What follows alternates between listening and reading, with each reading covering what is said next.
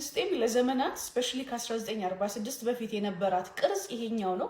ነገር ግን በአሁኑ ሰዓት እዚህ ጋር የምታዩትን ብቻ አረንጓዴ ሆኖ የምታዩቸውን ቦታዎች ብቻ ነው ፍልስጤማውያን ይዘውት ያሉት።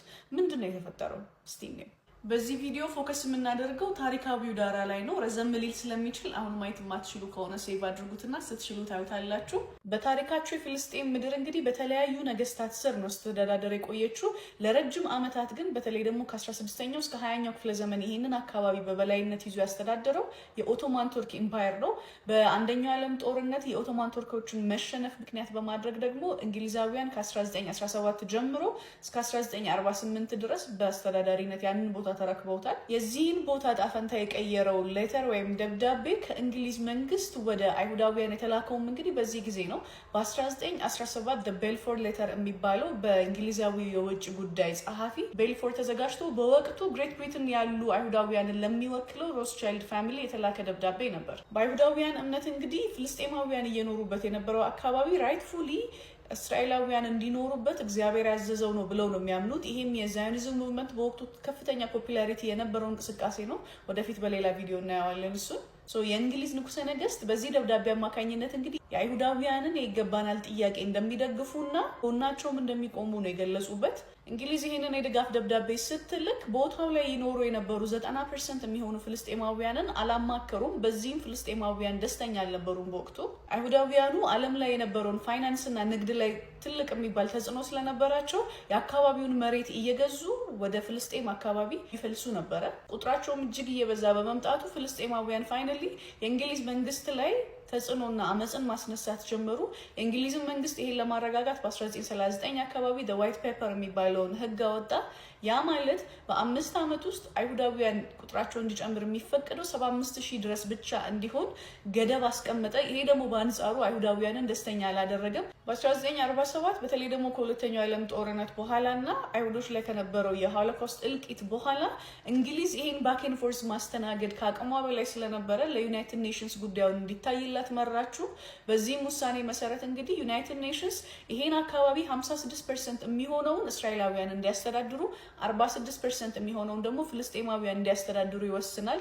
ይሄ ውሳኔ ሲወጣ በወቅቱ አይሁዳውያን 7% ብቻ የሚሆነውን ነበረ በመሬት ይዞታነት ተቆጣጥሮ የነበረው። እስራኤል ይሄንን ውሳኔ ሳታንገራግር ነበር የተቀበለችው። ወይራስ ፍልስጤማውያንና ሌሎች የአረብ ኮሚኒቲዎች ደግሞ ውሳኔውን ተቃውመውት ነበር። ይሄም ተቃውሞ እንግዲህ ወደ ሲቪል ዋር አድርጎ እስራኤላውያንና ፍልስጤማውያን መሀል ከፍተኛ እልቂትን ነበር ያስነሳው። በዚሁ ያለመግባባት ውስጥ እንዳሉ እንግዲህ ሜይ 14 1948 ሚድናይት ላይ የብሪቲሽ ማንዴት ልክ ሲያበቃ እስራኤል ወዲያው ኢንዲፔንደንት አገር ነኝ ብላ አወጀች።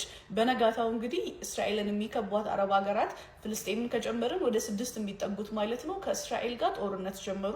ይሄን ጦርነት እስራኤላውያን ዋር ኦፍ ኢንዲፔንደንስ ይሉታል።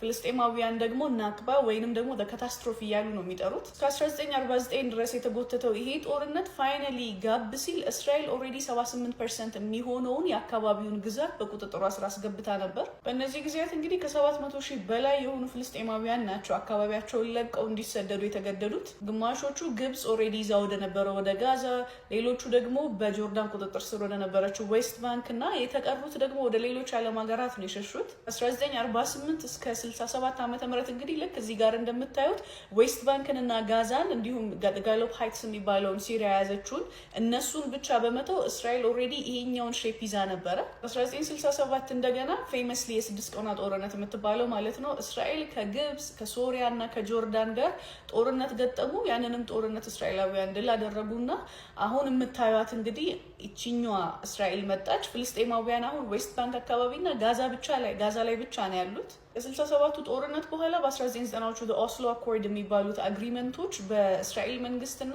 በፒኤልኦ ፓለስቲኒያን ሊብሬሽን ኦርጋናይዜሽን እና ያሲር አረፋት ሲመሩት የነበረው ፓርቲ ማለት ነው በሱ በኩል የተገቡ ስምምነቶች ነበሩ። ስፔሻሊ ዌስት ባንክን በተመለከተ ስለሱ ከዚህ በፊት የሰራሁት ቪዲዮ ስላለ እዛ ላይ ማየት ትችላላችሁ። ያንን ስምምነት ተከትሎ የፍልስጤማውያን ወይም የፒኤልኦ ዓላማ ቀስ በቀስ ፍልስጤምን እንደራስ ገዝ አገር ማቋቋም ነበረ። ነገር ግን እስካሁን ያ ሳይሳካላቸው ቀርቷል። ፍልስጤምን እንግዲህ በአሁኑ ሰዓት ወደ 157 የሚጠጉ አገራት እንደ አገር እውቅና ሰጥተዋታል። ኢትዮጵያ ከነዚህ ሀገራት ውስጥ አንዷ አይደለችም።